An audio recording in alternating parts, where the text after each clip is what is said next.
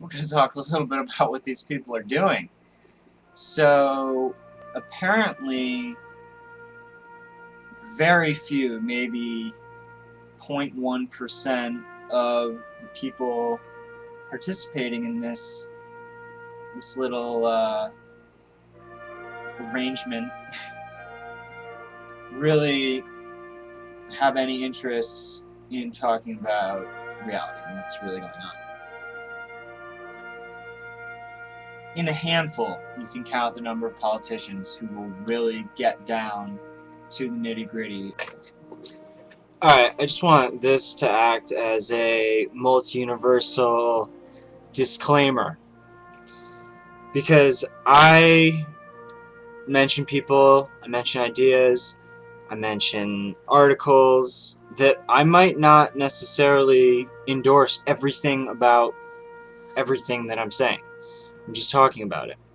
So I'm posting this short segment just to say that I'm looking at anything. I'll look at anything. And that's the only way that we can evolve, is if we look at every source and continue. That's the whole issue with most of the corrupt establishment media right now, is that they don't look at everything. Look at everything, talk about everything. The network of minds, hearts, bodies, consciousness, all different parts of the complex. By paying less for food that is GMO, genetically modified, and full of all different chemicals that may be cancer causing, it's not that big of a deal, because if you eat it, you save money. You know, you'll save like $30 a month, or maybe like 50, maybe even $100 a month. And with that money, you'll be able to buy like a 50-pack of Doritos. So you're going to be eating more. So overall, you'll be better off. See that?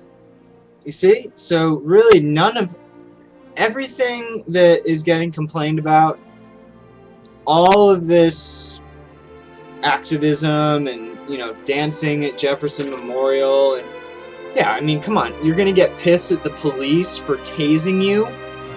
What do you think it's their fault? You think it's their fault? But more and more, it literally feels like this interface right here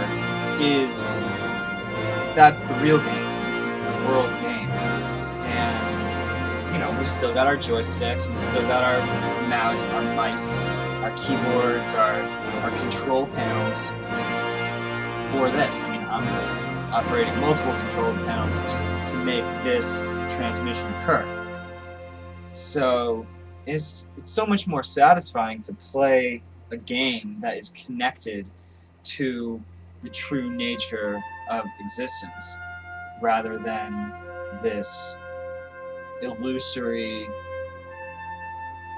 kind of overlayer that tricks us into thinking that it's real and just has no effect. So it's like, if we're going to be playing a game, why not have it have an actual effect? But then, I guess, you know, it's not everything's so serious. It's sometimes playing games is necessary for relaxation and, you know, to get away from all of the chaos of the world game. But there are ways that, on that micro level, immense changes can occur during the game. I know some chess matches I've experienced have really influenced me. Secretaries are meant to keep and tell secrets. A secretary. It's going to be short and sweet. Consider that linguistic observation. Secretaries. Right? What's that doing there? Not being looked at by corrupt establishment media, obviously. But we are on the brink and in the full transmutation into a free energy world. And once we have that, then everybody's living in abundance. Then we don't have to, then, you know, for $400 a month, you're not paying oil bills. You're not paying for electricity. I mean, you're paying for, you throw down for a ECAT for your basement, or, you know, a magnet engine. You throw down for that, you're good for like 10 years probably. I don't know what exactly the specifics are, but the water car, come on, Stanley Meyer was murdered. The water cars came out using HHO, came out in the early 80s. Probably earlier than that. And that's not even getting into anti-gravity and that whole world of craft that we know exists. You look up the Phoenix Lights. I mean, come on. There's a massive craft hovering over Phoenix for like many hours that hundreds of thousands of people saw, including the governor, who now is asking for the truth about it. Countless whistleblowers. I'm not trying to convince you of anything, but this is just getting ridiculous. And as Ian said, it's like there's people dying right now. Like, yeah, you know, we deserve to live nice lives, not having to sacrifice all of our time and energy to, you know, responding to people and doing like internet activism and stuff. Every once in a while, we have to give it its time. And so it's, you don't have to do anything, but do you want to? Right? So in terms of, last thought, in terms of the whole left-right thing that people are still stuck in, and that's the big rift at Occupy Wall Street. It's not even really a rift. I mean,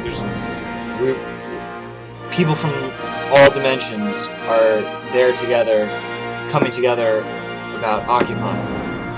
And that's ultimately what matters, holding the space everywhere. And this is what we did at NYTVM, and we actually got the university to divest from cluster bombs and other weapons. Basically, if you didn't know, your university, if you went to one, or school, or whatever private institution, you may or may not have gone, but has a whole list of investments in the stock market, and half of those are totally corrupt war machine companies, genetically modifying companies, McDonald's, Walmart, all the just total crap.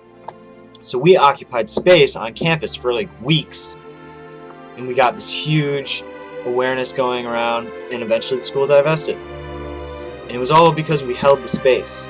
We just stayed there, and we were in the news for the whole time. I was like, what the hell are these people doing camping out like in the middle of the school? What are you doing? It is action. Yeah. Speaking is action. And it's true that we go through these phases of, you know, talk, it's all talk, it's not enough on the ground work to really transform reality.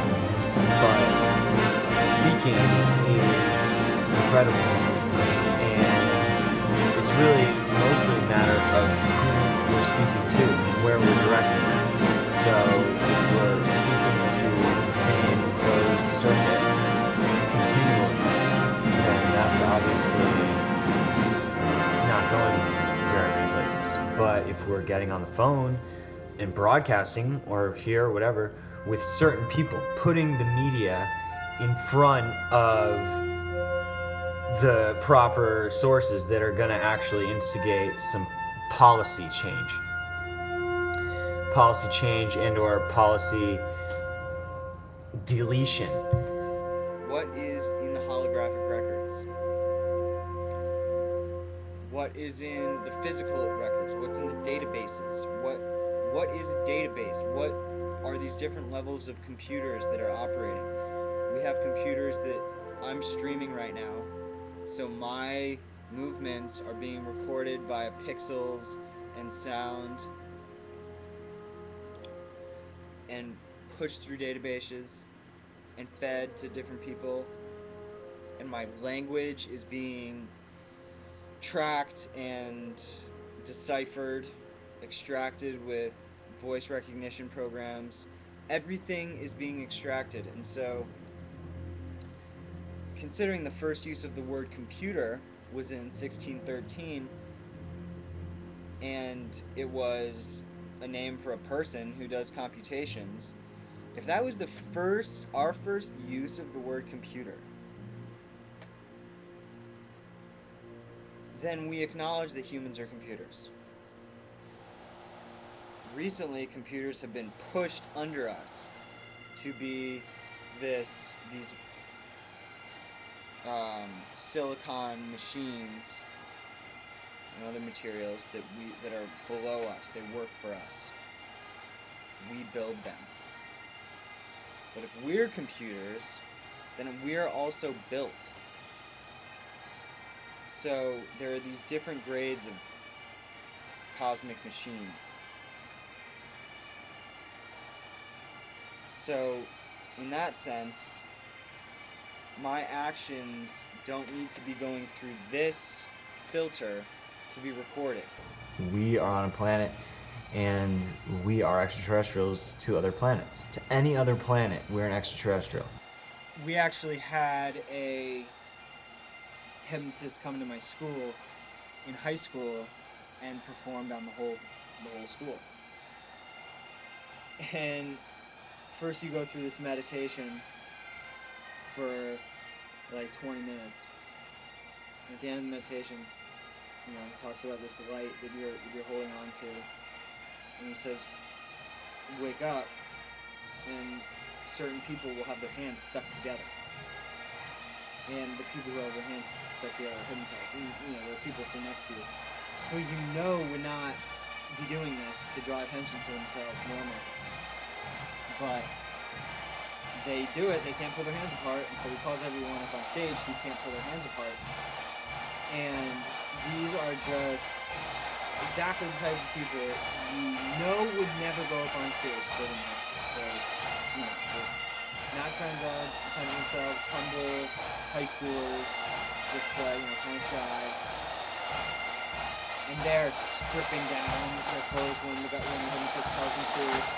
They're acting like a little infant, using a baby voice, and just acting like they're stuck to a chair. There's one part where he makes everyone literally think that they're launching off in a rocket ship.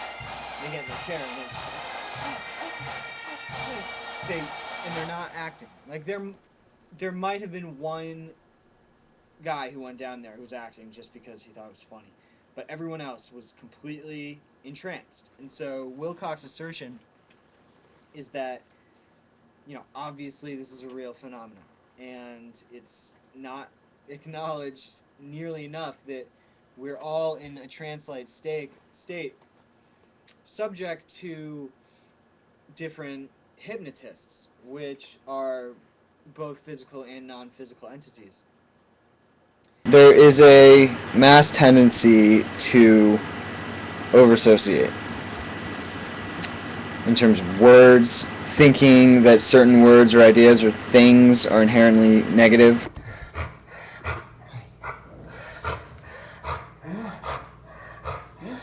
Show me. Where are we going?